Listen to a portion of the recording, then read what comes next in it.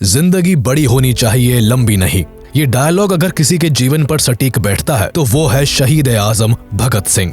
मात्र 23 साल की उम्र में भारत माता की जय का नारा लगाते हुए फांसी के फंदे पर झूलने वाले वीर भगत सिंह इतना शानदार जिए कि आज भी पूरी दुनिया उन्हें याद करती है। भगत सिंह भारत की आजादी के वो एक अहम किरदार हैं जिन्होंने मात्र 23 साल की उम्र में अपना किरदार निभाकर खुशी खुशी फांसी के फंदे को चूम लिया। लेकिन जाने से पहले उन्होंने हर एक भारतीय के अंदर अपने देश की आजादी के प्रति जोश और जुनून का जज्बा भर दिया। 23 मार्च 1931 ये वो दिन था जब भगत सिंह को फांसी दी जानी थी। पूरे भारत में भगत सिंह की फांसी रोकने को लेकर प्रदर्शन हो रहे थे। ब्रिटिशर्स घबराए हुए थे कि कहीं प्रदर्शनकारी हावी ना हो जाए और फांसी को टालना ना पड़े, और इस कारण भगत सिंह को कोर्ट के द्वारा तय की गई तारीख से पहले ही फांसी दे दी जाती है। भगत सिंह तो कुर्बान हो गए, लेकिन देश के हर युवा की आंखों में आजादी का सपना छोड़ गए। भगत सिंह ने एक बार कहा था कि मेरे खून का एक एक कतरा इंकलाब लाएगा, जो वाकई सच साबित हुआ। एक तरफ भगत सिंह को फांसी हुई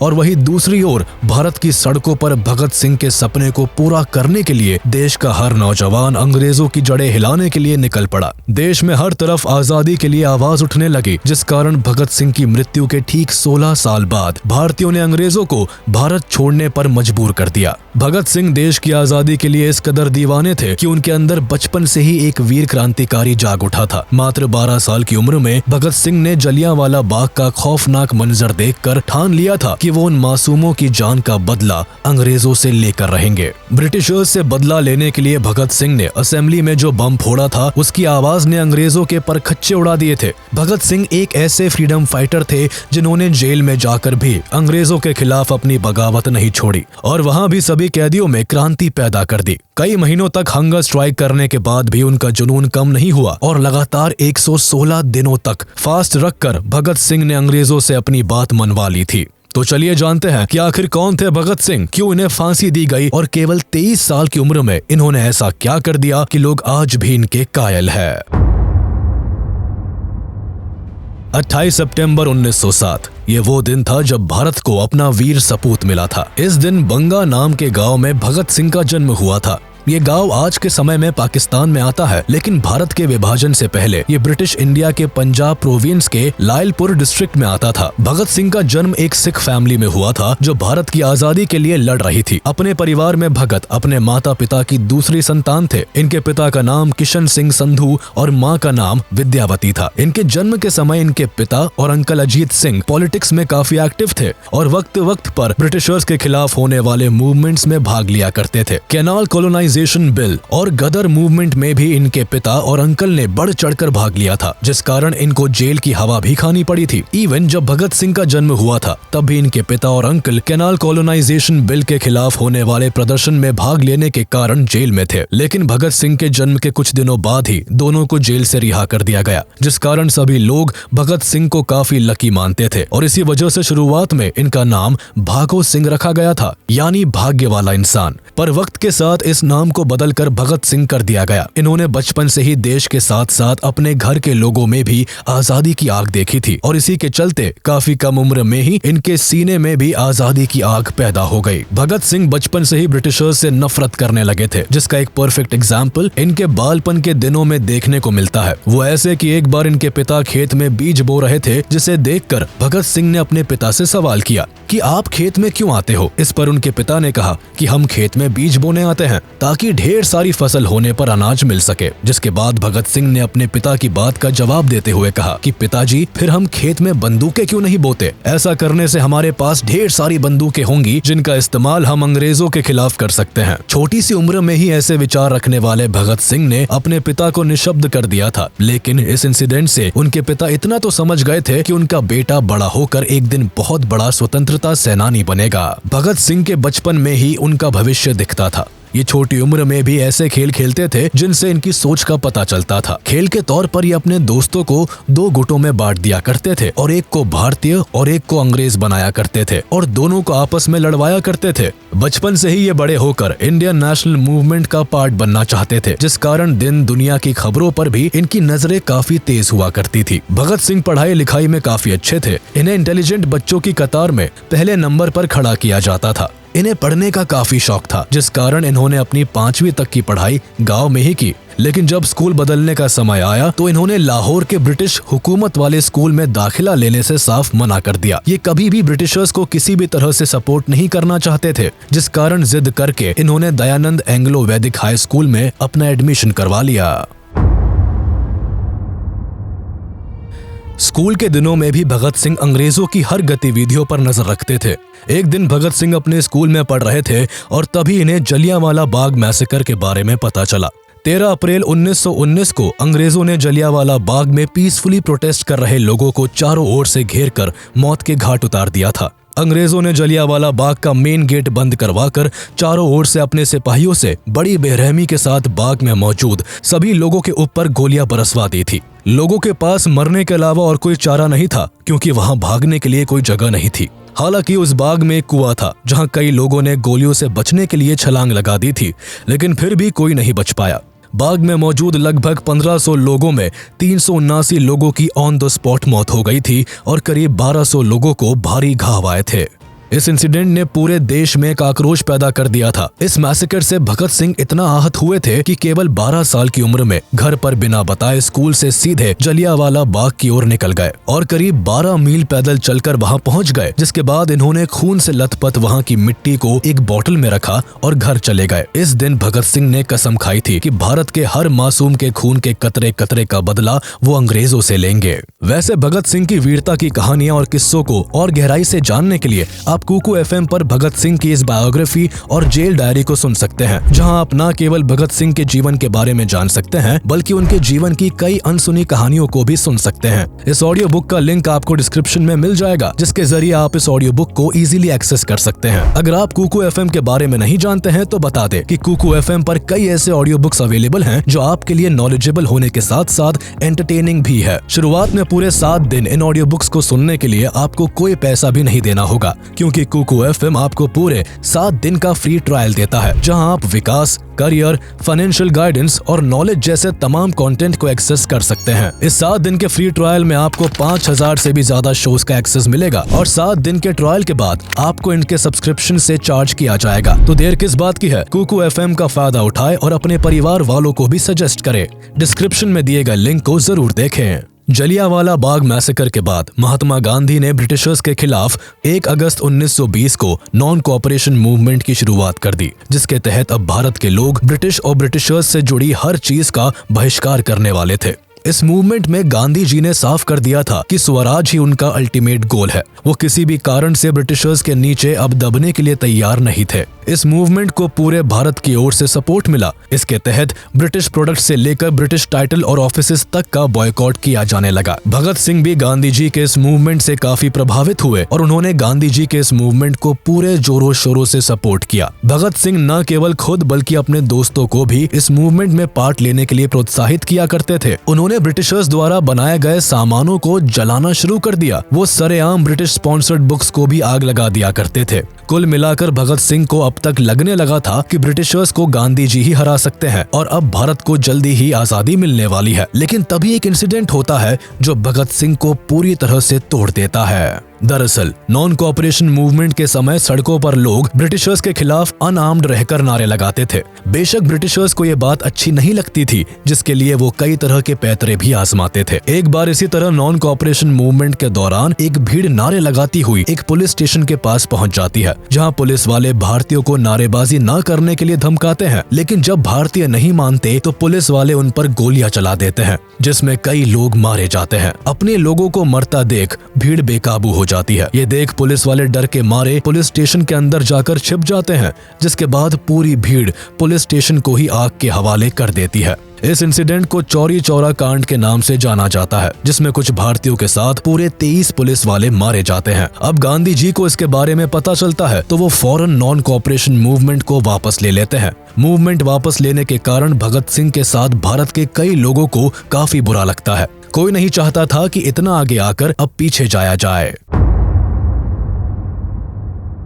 भगत सिंह गांधी जी के असहयोग आंदोलन को वापस लेने के डिसीजन से काफी परेशान हो गए थे। आजादी के जो सपने वो देख रहे थे वो अब उन्हें बिखरे हुए लग रहे थे। यही से भगत सिंह ने खुद कुछ कर दिखाने के बारे में सोचा, क्योंकि वो जानते थे कि हाथ पर हाथ रखकर बैठने से कुछ नहीं होने वाला। 12 फरवरी 1922 को गांधी जी ने नॉन कोऑपरेशन मूवमेंट को वापस लिया था, जिसके बाद 1923 में भगत सिंह ने लाहौर के नेशनल कॉलेज में दाखिला लिया, जिसकी स्थापना लाला लाजपत राय ने की थी। कॉलेज में एडमिशन लेने के साथ ही भगत सिंह ने अपनी सोच को और उजागर करना शुरू कर दिया। ये कई तरह की किताबें पढ़ा करते थे, ये सोशलिज्म के समर्थक थे और अपनी एक अलग निगाह से दुनिया को देखा करते थे। बचपन से ही इनमें एक क्रांतिकारी था जो अंग्रेजों की तानाशाही के खिलाफ बगावत करता था। कॉलेज में ये दिन के समय पढ़ा करते थे और शाम को अपने दोस्तों के साथ देश में चल रहे कई मुद्दों पर डिबेट किया करते थे। ये कई रेवोल्यूशनरीज के बारे में पढ़ा करते थे और उनकी विचारधाराओं को खुद से जोड़ने की कोशिश करते थे। हालांकि एक तरफ जहां भगत सिंह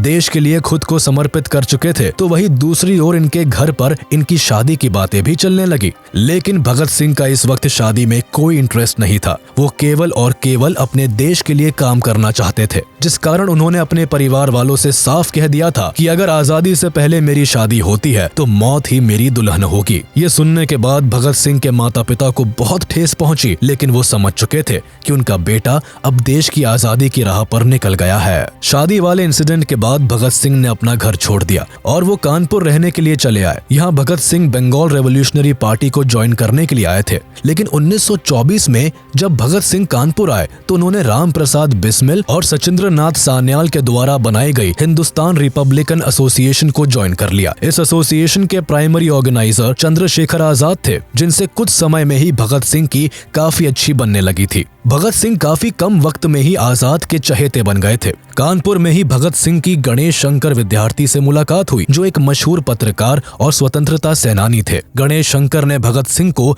अपने पीरियोडिकल ऑफिस में काम पर रख लिया। इनका प्रताप नाम का एक साप्ताहिक पत्र भी निकला करता था, जिसमें भगत सिंह ने बलवंत के नाम से लिखना शुरू कर दिया। प्रताप में सिंह कई और ग्रेट रेवोल्यूशनरीज की ऑटोबायोग्राफीज को लिखा और ट्रांसलेट किया करते थे। पूरा देश इनके लिखने के तरीके को काफी पसंद किया करता था। यह वही समय था जब भगत सिंह के थॉट प्रोवोकिंग आर्टिकल से इम्प्रेस होकर सचिंद्र नाथ सान्याल ने उन्हें चंद्रशेखर आजाद से मिलवाया था। कुल मिलाकर भगत सिंह का छोटा पर काफी सक्सेसफुल जर्नलिस्टिक करियर रहा, जहां इन्होंने कई मैगजीन्स के साथ मिलकर काम किया और काफी नाम कमाया। इन्होंने कीर्ति, प्रताप, वीर अर्जुन, मतवाला, प्रभा और वंदे मातरम जैसी मैगजीन्स और न्यूज़पेपर्स के लिए काम किया था और हर जगह से इन्हें काफी प्रशंसा मिली। हर कोई इनके लेख का कायल था। इनकी पर्सनालिटी की तरह इनका लिखने का अंदाज भी जरा हटकर था। ये अपनी लिखने की ताकत से ही ब्रिटिशर्स के पुर्जे हिला दिया करते थे। इनका लिखा हुआ पढ़ने भर से ही देश की जनता में अंग्रेजों के खिलाफ लड़ने की एक शक्ति पैदा हो जाती थी। इनके लिखे कई आर्टिकल्स को तो अंग्रेजों ने बैन भी करवा दिया था। अंग्रेज अब तक भगत सिंह को पहचानने लगे थे, लेकिन भगत सिंह कहाँ किसी से डरने वालों में से थे।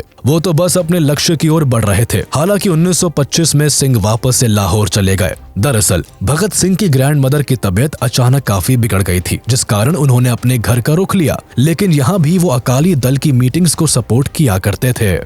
हालांकि अभी तक भगत सिंह किसी ऐसी ऑर्गेनाइजेशन से नहीं जुड़े थे जो ब्रिटिशर्स के खिलाफ सख्त कदम उठाए या उनका बॉयकॉट करे, और इसी कारण मार्च 1926 में भगत सिंह और उनके कलीग्स ने एक यूथ ऑर्गेनाइजेशन की स्थापना की, जिसे नौजवान भारत सभा का नाम मिला। इस ऑर्गेनाइजेशन को ओरिजिनली लाहौर में एस्टैब्लिश किया गया था, लेकिन इसको अमृतसर से ऑर्गेनाइज किया जाता था। नौजवान भारत सभा का मेन एम भारत के यूथ्स को जगाना था। इस सभा की मदद से भगत सिंह पंजाब के यंग स्टूडेंट्स एंड वर्कर्स को नेशनलिस्ट एंड रेवोल्यूशनरी आइडियोलॉजीज की ओर बढ़ा रहे थे। इस सभा को बनाने का आइडिया भगत सिंह को अमृतसर के एक prominent freedom fighter doctor Satyapal ने दिया था। वक्त के साथ लोग इस सभा के बारे में जानने लगे और इसे ज्वाइन करने लगे। कई प्रोमिनेंट पॉलिटिकल एक्टिविस्ट ने भी इस सभा को ज्वाइन किया था। शुरुआत में सभा को केवल लाहौर से ही ऑपरेट किया जाता था, लेकिन कीर्ति किसान पार्टी के साथ एक यूथ कॉन्फ्रेंस में ये डिसाइड हुआ कि सभा का हेडक्वार्टर अब लाहौर से अमृतसर शिफ्ट कर दिया जाएगा। कुछ समय बाद नौजवान भारत सभा और कीर्ति किसान पार्टी ने एकजुट होकर गरीब किसानों के अपलिफ्टमेंट के लिए काम करना शुरू कर दिया। साथ ही ये जनता के बीच जस्टिस एंड एगैलिटेरियनिज्म का मैसेज भी फैलाने लगे। ये वही समय था जब भगत सिंह ने कीर्ति किसान पार्टी को ज्वाइन किया था। इसके बाद अप्रैल 1926 में भगत सिंह की मुलाकात सोहन सिंह जोश से हुई, जो अमृतसर के एक noted pageant leader and freedom fighter रहे थे। भगत सिंह इनके साथ मिलकर काम करने लगे और कुछ ही समय में इन्हें मर्ज्ड पार्टी का प्रेसिडेंट बना दिया गया। सोहम सिंह भगत सिंह के विचारों से सहमत थे और इसी कारण उन्होंने भगत सिंह की वर्कर्स एंड पेजेंट्स पार्टी से बातचीत करवाई,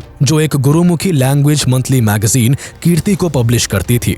सिंह ने इस मैगजीन के लिए लिखना शुरू कर दिया और अगले 1 साल तक भगत सिंह जोश के साथ काम करते रहे, जिस दौरान इनकी सभा ने लोगों के बीच अपनी आइडियोलॉजी को फैलाने के लिए कई पैम्फलेट्स और ट्रैक्ट्स पब्लिश किए और कॉलोनियल गवर्नमेंट के अनजस्ट मेजर्स के खिलाफ डेमोन्स्ट्रेशंस ऑर्गेनाइज किए। भगत सिंह कीर्ति में एक से बढ़कर एक एंटी कॉलोनियल आर्टिकल्स लिखा करते थे, जिस कारण कुछ ही समय में भगत सिंह ब्रिटिशर्स की आंखों का कांटा बनने लगे। यही नहीं, भगत सिंह की आइडियोलॉजी और लेख से भारत के यूथ पर उनका काफी इन्फ्लुएंस पड़ने लगा, जो ब्रिटिशर्स के लिए एक बड़ी परेशानी बनने लगी थी। ब्रिटिशर्स कैसे भी करके भगत सिंह को रोकना चाहते थे, लेकिन इसके लिए उनके पास कोई रास्ता नहीं था। लेकिन हमेशा से छल कपट के सहारे अपना काम निकालने वाले ब्रिटिशर्स अपना रंग दिखाते हैं और 1927 में भगत सिंह को अरेस्ट कर लेते हैं। अरेस्ट के समय ब्रिटिशर्स 9 अगस्त 1925 को हुई काकोरी ट्रेन रॉबरी और अक्टूबर 1926 में हुए लाहौर बॉम्बिंग में भगत सिंह के शामिल होने का इल्जाम लगाते हैं। दरअसल काकोरी एक्शन को करवाने की जिम्मेदारी हिंदुस्तान रिपब्लिकन एसोसिएशन HRA लेता है और उस समय भगत सिंह भी इस ऑर्गेनाइजेशन के पार्ट थे,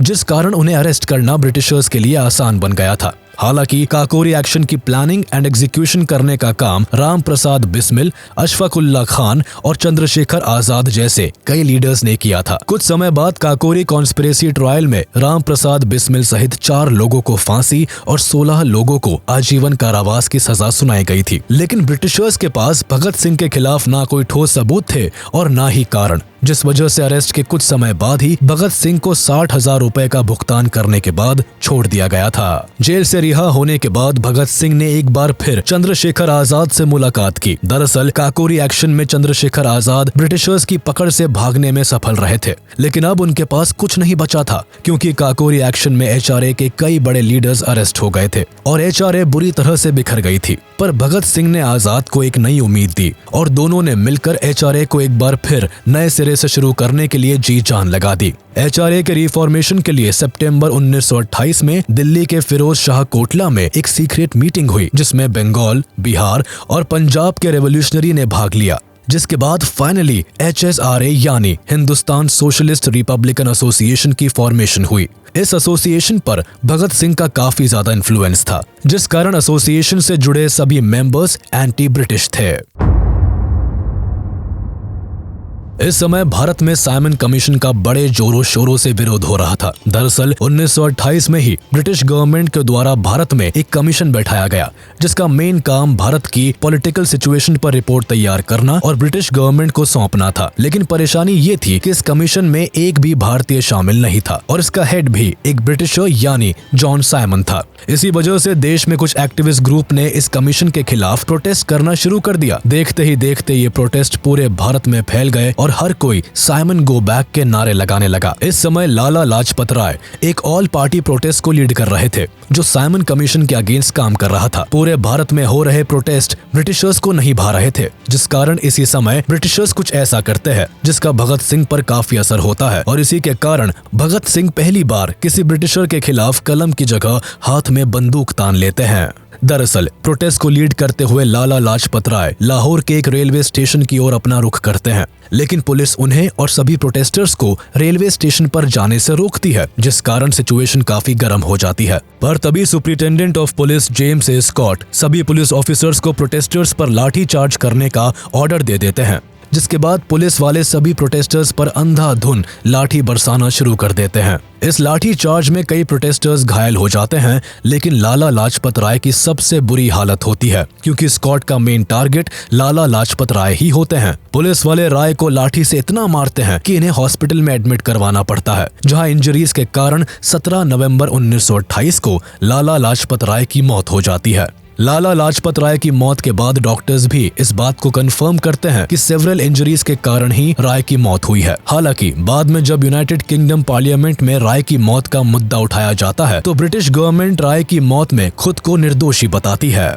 लाला लाजपत राय की मौत ने भगत सिंह को अंदर से झकझोर कर रख दिया था। भगत सिंह अब हर हाल में ब्रिटिशर्स से बदला लेना चाहते थे और इसी बदले की आग में फाइनली भगत सिंह और उनके सभी रेवोल्यूशनरी साथियों ने मिलकर जेम्स ए स्कॉट की हत्या करने की योजना बनाई। इस योजना को बनाने के लिए भगत सिंह और सभी क्रांतिकारियों ने एक मीटिंग रखी जिसमें यह तय हुआ कि अब फाइनली ब्रिटिशर्स को अपने किए हुए का चुकाना पड़ेगा। इस बैठक में स्कॉट के मर्डर का प्लान बनाने में राजगुरु, सुखदेव, चंद्रशेखर आजाद और जय गोपाल जैसे क्रांतिकारी भी शामिल थे। स्कॉट के मर्डर प्लान में HSRA के भी सभी मेंबर्स ने साथ दिया था। प्लान के मुताबिक भगत सिंह के साथ सभी क्रांतिकारियों को पुलिस स्टेशन के पास छिपकर स्कॉट के स्टेशन से बाहर निकलने का इंतजार करना था और जैसे ही स्कॉट स्टेशन से बाहर आते वैसे ही उन्हें गोली मारकर भाग जाना था। लेकिन असल में प्लान जैसा बनाया गया था वैसा एग्जीक्यूट नहीं हो पाया और एक बड़ी गलती हो गई। 17 दिसंबर 1928 को भगत सिंह और उनके सभी साथी प्लान के हिसाब से पुलिस स्टेशन के आसपास खड़े होकर स्कॉट का इंतजार करने लगे। ऑपरेशन के हिसाब से भगत सिंह और राजगुरु की जिम्मेदारी स्कॉट को मारने की थी और चंद्रशेखर आजाद का काम केवल इन दोनों को कवर देने का था। जय गोपाल को इस प्लान का हिस्सा इसलिए बनाया गया था क्योंकि उनके अलावा कोई स्कॉट को नहीं पहचानता था। सभी स्कॉट के पुलिस स्टेशन से बाहर निकलने का इंतजार कर रहे थे। जय गोपाल वही पास में बैठकर एक साइकिल पर चेन चढ़ा रहे थे। उनका काम केवल स्कॉट को आइडेंटिफाई करने के बाद इशारा देने का था। अब जैसे ही स्टेशन से एक पुलिस ऑफिसर बाहर निकला तो सब चौकन्ने हो गए और जय गोपाल ने भगत सिंह को इशारा कर दिया, जिसके बाद उस पुलिस ऑफिसर पर पहली गोली राजगुरु ने चलाई और फिर बाद में भगत सिंह ने। गोली लगने के बाद जब तक भगत सिंह समझ पाते कि उन्होंने गलत आदमी पर गोली चलाई है तब तक काफी देर हो चुकी थी। दरअसल जय गोपाल हड़बड़ाहट में स्कॉट को पहचान ही नहीं पाए थे और उन्होंने इशारा करके जिस ऑफिसर पर गोली चलाने को कहा वो स्कॉट नहीं बल्कि ASP जॉन पी सॉन्डर्स थे। कई गोलियां लगने के कारण जॉन पी सॉन्डर्स की मौके पर ही मौत हो गई। सॉन्डर्स के मर्डर के कारण भगत सिंह और उनके सभी साथियों को पकड़ने के लिए पुलिस ने अपनी सर्च ऑपरेशन तेज कर दी और शहर के सभी एंटर और एग्जिट पॉइंट्स को ब्लॉक करवा दिया, जिस कारण भगत सिंह का पुलिस की नजरों से बचकर भाग निकलना काफी मुश्किल हो गया था। इसलिए भागने के लिए भगत सिंह एक प्लान बनाते हैं जिसे एग्जीक्यूट करने के लिए 19 दिसंबर 1928 को सुखदेव HSRA के मेंबर प्रोफेसर भगवती चरण वोहरा की वाइफ दुर्गावती देवी को बुलाते हैं जो भगत सिंह की भागने में मदद करती है। प्लानिंग के हिसाब से राजगुरु और भगत सिंह को लाहौर से एक ट्रेन पकड़नी थी जो भटिंडा होते हुए कलकत्ता जाती। इस दौरान भगत सिंह अपना पूरा लुक बदल लेते हैं। एक पंजाबी होने के बाद भी भगत सिंह अपने बाल और दाढ़ी कटवा लेते हैं। इनका अटायर भी वेस्टर्न होता है। वही सुखदेव भगत सिंह के नौकर बनते हैं और दुर्गा भाभी भगत सिंह की वाइफ। भगत सिंह और सुखदेव सेफ्टी के लिए अपने पास एक रिवॉल्वर भी रखते हैं, जिसके बाद फाइनली सभी भागने में सफल होते हैं। ब्रिटिशर्स की नजरों से भागने में सफल होने के बाद कुछ समय तक भगत सिंह शांत रहते हैं, जिसके बाद वो ड्रामा की मदद से ब्रिटिशर्स के खिलाफ लोगों को खड़ा करने की कोशिश करते हैं। वो लोगों को इंस्पायर करने के लिए फ्रीडम फाइटर्स की कहानियां सुनाया करते थे, जिसमें अधिकतर रेवोल्यूशनरीज शामिल रहते थे। वो राम प्रसाद बिस्मिल और अगस्टे वेलेंट जैसे बड़े रेवोल्यूशनरीज के बारे में लोगों को बताते थे। अगस्टे वेलेंट एक फ्रेंच एनार्किस्ट थे जिन्होंने पेरिस में चेंबर ऑफ डेप्यूटीज में बॉम्ब फेंका था। भगत सिंह को ब्रिटिशर्स के बनाए गए पब्लिक सेफ्टी बिल और ट्रेड डिस्प्यूट बिल से परेशानी थी। पब्लिक सेफ्टी बिल के हिसाब से ब्रिटिशर्स बिना रीजन बताए किसी को भी अरेस्ट कर सकते थे और ट्रेड डिस्प्यूट बिल के तहत श्रमिक गतिविधियों को समाप्त करने और स्ट्राइक्स पर रोक लगाने की बात कही गई थी। इन बिल्स के कॉन्सिक्वेंसेस को देखते हुए असेंबली ने इन दोनों ही बिलों को रिजेक्ट कर दिया, लेकिन वाइसरॉय ने अपनी स्पेशल पावर्स का इस्तेमाल करके बिल्स को रिजेक्ट करने के बाद भी इसे लागू करने की योजना बना ली थी।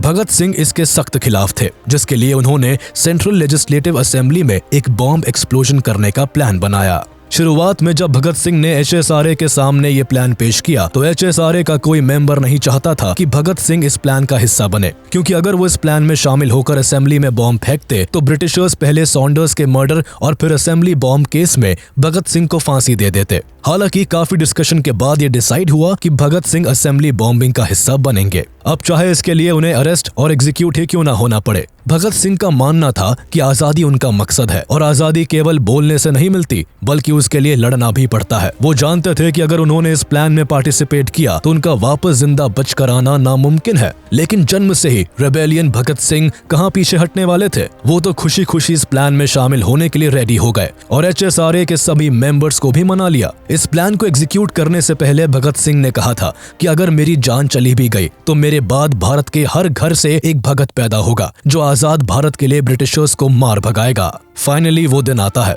जब भगत सिंह और बटुकेश्वर दत्त दिल्ली असेंबली बॉम्बिंग के लिए तैयार होते हैं। 8 अप्रैल 1929 को भगत सिंह और बटुकेश्वर दत्त चलते सेशन के बीच पब्लिक गैलरी से असेंबली चैम्बर में 2 बॉम्ब फेंकते हैं। इन बॉम्ब्स का मकसद किसी को मारने का नहीं होता, इसी कारण इन्हें खाली जगहों पर फेंका जाता है। बॉम्ब से पूरी असेंबली में धुआं हो जाता है और इसकी आवाज भी काफी तेज होती है, जिस कारण असेंबली में मौजूद सभी लोगों को कुछ समझ नहीं आता और वो इधर उधर भागने लगते हैं। इस समय भगत सिंह और बटुकेश्वर दत्त चाहते तो भाग सकते थे, लेकिन वो ऐसा नहीं करते हैं, बल्कि वही खड़े होकर जोर जोर से इनकलाब जिंदाबाद का नारा लगाते हुए कई पैम्फलेट्स हवा में उड़ाने लगते हैं, जिन पर लिखा था कि बहरों को सुनने के लिए धमाके की जरूरत होती है।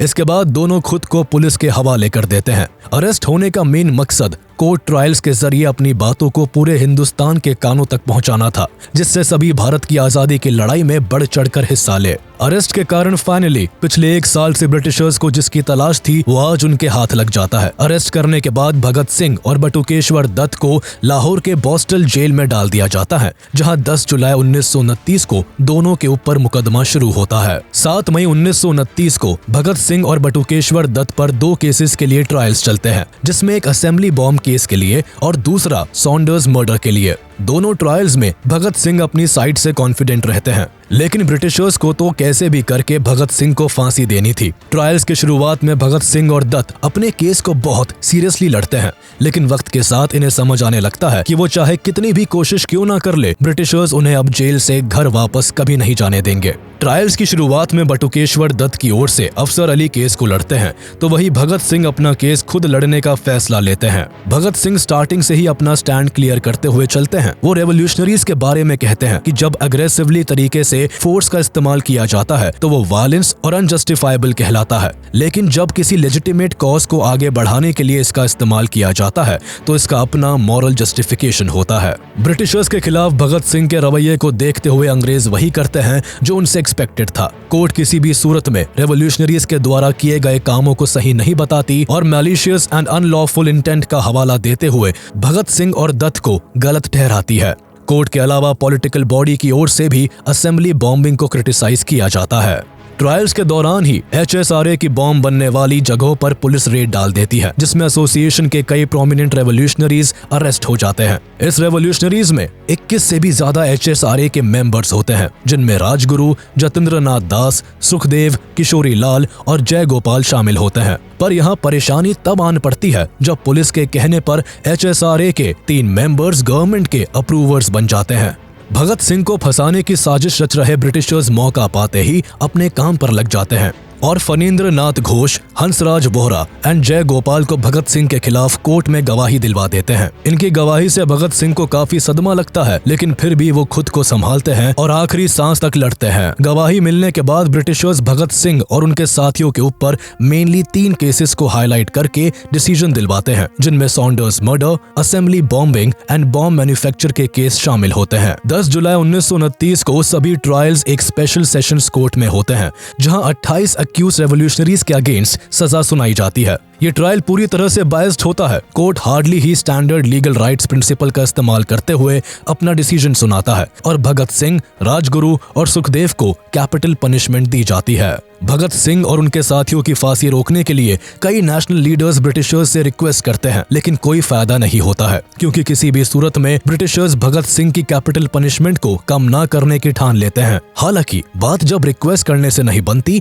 तो HSRA के अटर्नीज भगत सिंह को बचाने के लिए हेबियस कॉर्पस पिटीशन को फाइल करते हैं, लेकिन इसे भी जज विस्काउंट ड्यूनेडिन के द्वारा डिनाई कर दिया जाता है। भारत के कई लीडर्स भगत सिंह को बचाने की पूरी कोशिश करते हैं, लेकिन चाहकर भी कोई फांसी को नहीं रोक पाता। इवन जेल में रहने के दौरान भगत सिंह के पिता उन्हें लिखते भी है कि वो उन्हें बचाने के लिए पूरी कोशिश कर रहे हैं और अब वो लेटर लिखकर ब्रिटिश गवर्नमेंट से भगत सिंह को फांसी न देने की रिक्वेस्ट करेंगे। लेकिन भगत सिंह अपने पिता को साफ शब्दों में लिखकर साफ कर देते हैं कि उन्हें किसी की मर्जी की जरूरत नहीं है और जिस रास्ते पर वो है, ये रास्ता उन्होंने अपने लिए खुद चुना है।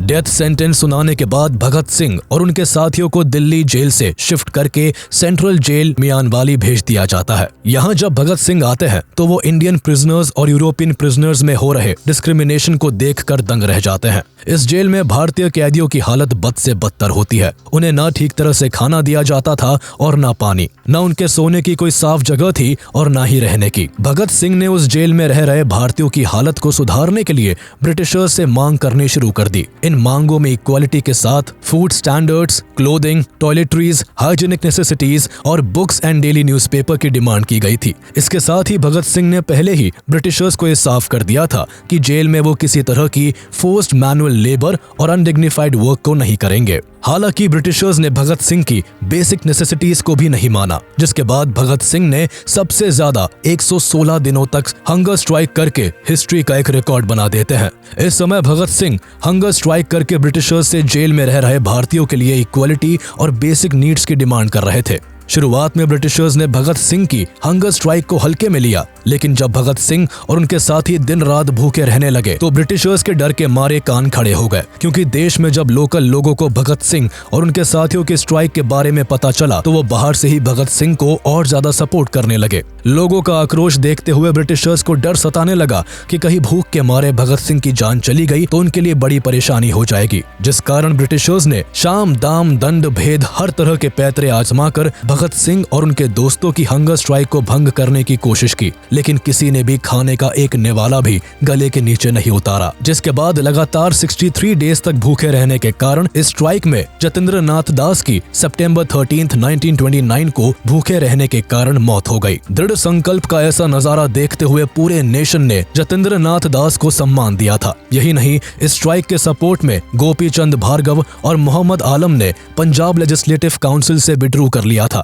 वहीं पंडित जवाहरलाल नेहरू ने ब्रिटिश गवर्नमेंट को लाहौर कैप्टिव्स में इनह्यूमन ट्रीटमेंट करने के लिए उन्हें क्रिटिसाइज किया था। साथ ही नेहरू ने सेंट्रल असेंबली में लाहौर कैप्टिव्स के साथ हो रहे इनह्यूमन ट्रीटमेंट को रोकने के लिए एक एडजर्नमेंट मोशन भी स्पॉन्सर किया था। न्यूज़पेपर्स में लगातार लाहौर एंड अमृतसर में मास मीटिंग्स की खबरें छपने लगी थी। इतने सपोर्ट को देखते हुए ब्रिटिशर्स ने लोगों को रोकने के लिए सेक्शन 144 को इम्पोज कर दिया। इतना ही नहीं, जवाहरलाल नेहरू खुद सेंट्रल जेल विजिट करते हैं और भगत सिंह के साथ सभी स्ट्राइकर्स से मिलकर उन्हें सपोर्ट करने का वादा करते हैं। वहीं उस समय मोहम्मद अली जिन्ना भी स्ट्राइकर्स को सपोर्ट करते हैं और भरी असेंबली में उनके फेवर में बोलते हैं। लोगों का भरपूर सपोर्ट और दास की मौत के बाद ब्रिटिशर्स समझ जाते हैं और फाइनली भगत सिंह की शर्तों को एक्सेप्ट कर लेते हैं, जिसके बाद पूरे 116 दिनों बाद भगत सिंह और उनके सभी साथी 5 अक्टूबर 1929 को अपना हंगर स्ट्राइक तोड़ते हैं। सजा सुनाए जाने के कारण भगत सिंह को अपना भविष्य पता था। अब वो लगातार जेल के लोगों के साथ आराम से रहते और उनके सुख दुख में उनका साथ देते। केवल भगत सिंह ही नहीं, बल्कि जेल में रहने वाले हर भारतीय को भगत सिंह ने इस कदर बदल दिया था कि सभी प्रिजनर्स अब पेट्रियोटिक स्लोगन्स गाने लगे थे। इन सभी प्रिजनर्स को जो गाना सबसे प्रिय था वो था मेरा रंग दे बसंती चोला, माँ मेरा रंग दे बसंती चोला, जिसे भगत सिंह आए दिन गुनगुनाया करते थे। इन सब के अलावा अपने आखिरी दिनों में जेल में भगत सिंह कई किताबें पढ़ते और लेटर्स लिखते। इस समय वो कई बड़े बड़े रेवोल्यूशनरीज को पढ़ा करते थे। भगत सिंह लिखने के साथ साथ बोलते भी काफी अच्छा थे। वो जब भी बोलते तो आसपास के सभी लोग उनकी बातों को ध्यान से सुनते। इवन जेल में काम करने वाले पुलिस ऑफिसर्स भी भगत सिंह को बहुत पसंद किया करते थे।